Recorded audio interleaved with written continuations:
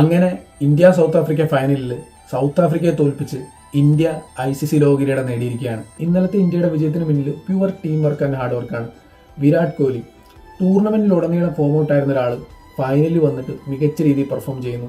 അതുപോലെ തന്നെ 50 അടിക്കുന്നു. 50ക്ക് ശേഷമുള്ള പുള്ളിയുടെ ഇന്നിങ്സ് എടുത്തു പറയേണ്ട ഒന്നാണ്. അതുപോലെ തന്നെ എടുത്തു പറയേണ്ട ഒരാളാണ് ശിവം ദൂബെ. പുള്ളിയും ടൂർണമെന്റിലുടനീളം ഫോം ഔട്ട് ആയിരുന്നു. ഫൈനലിൽ വന്ന് നന്നായിട്ട് കളിക്കുന്നു.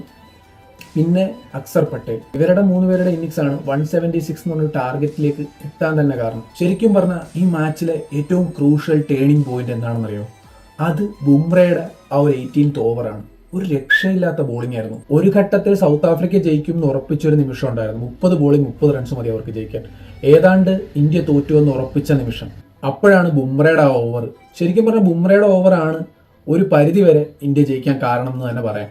അതിനുശേഷം വന്ന അർഷദീപ് ആണെങ്കിലും ഹർദിക് പാണ്ഡ്യ ആണെങ്കിലും വളരെ മികച്ച രീതിയിൽ ബോൾ എറിഞ്ഞു. ഇതൊക്കെയാണെങ്കിലും ഇന്ത്യ ജയിച്ചു എന്ന് നമ്മൾ ഉറപ്പിച്ചൊരു മൊമെന്റ് ഉണ്ടല്ലോ, അത് ശരിക്കും പറഞ്ഞു കഴിഞ്ഞാൽ ഹർദിക് പാണ്ഡ്യയുടെ ഓവറിൽ മില്ലറിന്റെ വിക്കറ്റ് പോകുമ്പോൾ സ്കൈയുടെ ആ ഒരു ക്യാച്ച് ശരിക്കും പറഞ്ഞാൽ പണ്ട് ശ്രീശാന്ത് 2007 എടുത്ത ആ ഒരു ക്യാച്ചിനെ ഓർമ്മപ്പെടുന്ന ഒരു മൊമെന്റ് ആയിരുന്നു. നിങ്ങളുടെ ഒരു അഭിപ്രായത്തിൽ ഇന്നലെ ഇന്ത്യ ജയിക്കും എന്ന് നിങ്ങൾ ഉറപ്പിച്ച ആ ഒരു മൊമെന്റ് അതേതാണ്? നിങ്ങൾ ഈ ചാനൽ ആദ്യമായിട്ടാണ് കാണുന്നതെങ്കിൽ വീഡിയോ ഇഷ്ടമായാൽ കൂടുതൽ വീഡിയോസിന് സബ്സ്ക്രൈബ് ചെയ്യാൻ മറക്കല്ലേ.